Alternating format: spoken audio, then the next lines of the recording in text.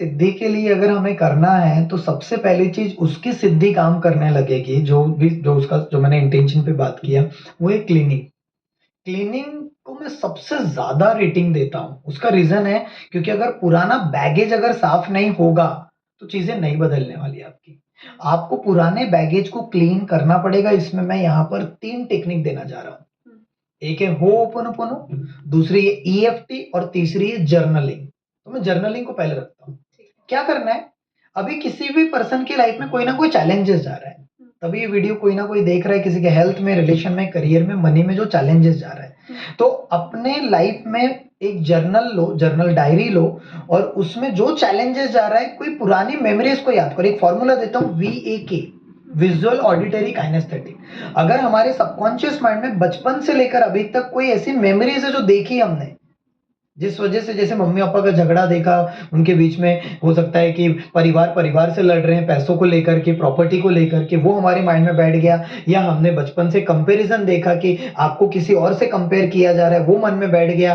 या फिर आपने कोई बिजनेस किया था, वहां पर आपका लॉस हो गया, वो कुछ मन में बैठ गया। या कुछ भी चीज हो सकता है, आपका हार्ट ब्रेक हो गया, या कोई हो सकता है 3-4 साल पहले कुछ हो सकता है कि हेल्थ में कोई बीमारी आ गई, वो उस वजह से आप आगे जो भी चीज अंदर बैठा है उसको एक जर्नल लो, डायरी लो, उसमें पूरी चीज जितनी नेगेटिविटी है, जितना कचरा भरा पड़ा है, किसी ने कुछ कह दिया था, किसी ने कुछ आपको, जो भी चीज अंदर भरा पड़ा है लोगों के प्रति, अपने खुद के लाइफ के प्रति, भगवान से जो शिकायत है, वो सब लिख डालो। लिख दिया, पूरा पेज, कम से कम 4-5 पेज भर जाएगा, पूरा लिख डालना है। नंबर 1। नंबर 2, अब क्या करना है, उसके लिए होओपोनोपोनो करना शुरू। होओपोनोपोनो 4 सेंटेंस है। I am sorry, please forgive me, thank you, I love you, जो हमने दूसरे चैनल पे भी डाला है, तो उसका भी आई बॉक्स इसमें मिल जाएगा, तो डिस्क्रिप्शन में हम लिंक यहाँ दे देंगे, तो हाँ। पूरा डिटेल मैंने दिया है। तो होओपोनोपोनो के द्वारा जो पूरा चीज जर्नलिंग में हमने लिखा है, उसको दिल पे हाथ रखो और पूरी तरह से उसकी चैंटिंग करना शुरू करो। हे डियर यूनिवर्स, जाने अनजाने में जो भी मेरे लाइफ में चैलेंजेस चल रहा है, जो लिखा है, जो भी चैलेंजेस चल रहा है हेल्थ में, रिश्तों में, करियर में, मनी में, उसको मैं पूरी तरह से मैं 100% रिस्पॉन्सिबिलिटी लेता हूँ कि जाने अनजाने में मेरे अंदर कई सारी चीजें अटक गई, कई सारी चीजें जो है मेरे अंदर फंसी पड़ी है, जो मुझे डिस्टर्ब क्रिएट कर रही है, डिस्टर्बेंस दे रही है, जिस वजह से मुझे हर्ट हुआ, जो मुझे दुख आ रहा है, जो मुझे गुस्सा आ रहा है, फ्रस्ट्रेशन आ रहा है, उस सब को मैं आज पूरी तरह से लेट गो करता हूँ। आज मैं अपने आप को खाली करना चाहता हूँ। मैंने अपने आप को माँ प्रकृति के साथ नहीं जोड़ा, मैंने उस परम शक्ति के साथ अपने आप को कनेक्ट नहीं किया।